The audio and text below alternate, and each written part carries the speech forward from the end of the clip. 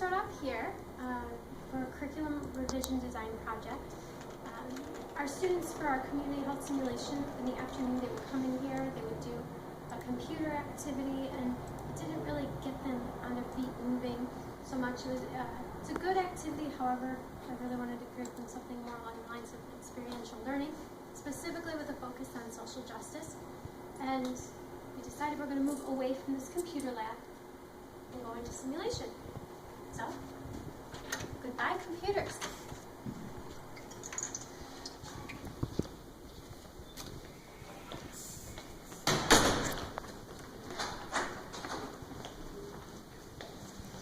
Okay, so we are walking towards our lab, which is very exciting. We have skills in the simulation here. So we have our sophomores who are doing their fundamental skills, and then we also do simulation for juniors and seniors. So, welcome.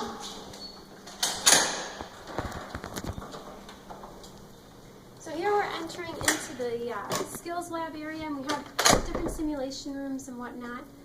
So just a little bit about this. This is where our students are learning their health assessment skills. This is where they're learning how to give injections. They're learning a bunch of different skill sets. So even insertion of tubes, all fun stuff. So, great. We're going back. We've got a couple of simulation rooms back here. We've got one up in the front, but we're going to do one that really focuses on specifically community health, because we're looking again at revising the curriculum to incorporate homeless sim. So simulation focused on homeless education.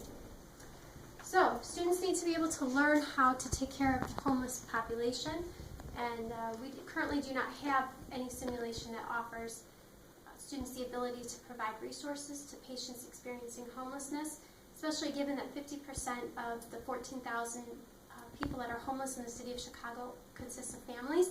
That demonstrates a real need in our curriculum that we need to have our nursing students be able to provide care for that population. So this project actually provided an awesome opportunity, so come on in. We have our debriefing room in here.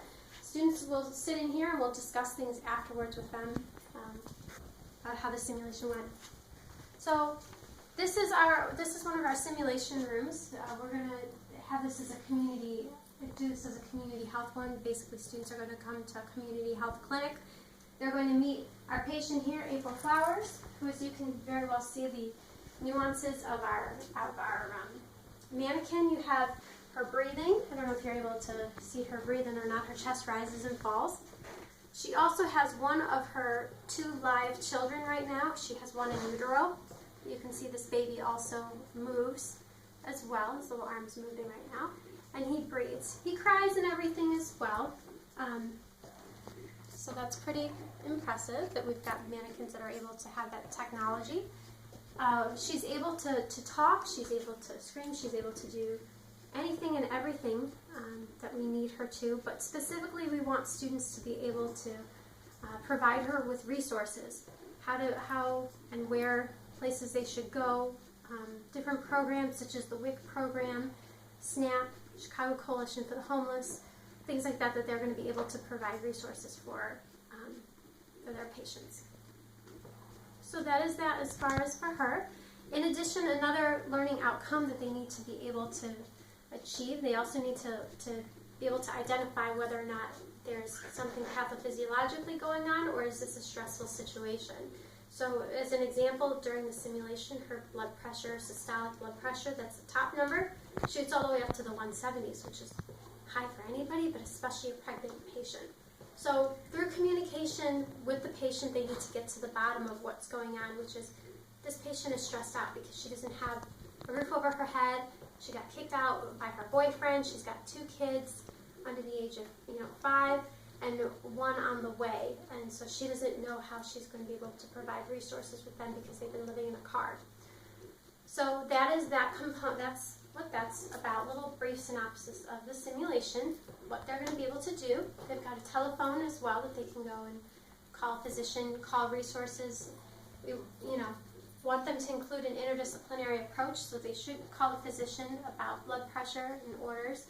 They should be able to call a social worker as well to get the ball rolling with these programs. And that's pretty much our room. Up here though, just a little bit more about our room. Students can go and write out what they're thinking, what they're feeling, their assessment, to get their whole team on board. They have the ability to get medications from here, but we also have that Pyxis machine as well that they can go and get medications out of too. They're able to weigh the baby, they're able to warm the baby if the baby's cold, especially from being homeless. They're at a higher risk for dehydration and losing heat from their heads. So we have that available for them as well, along with changing of the diapers. But we've got cool technology. We're going to do a quick walk around so you can see.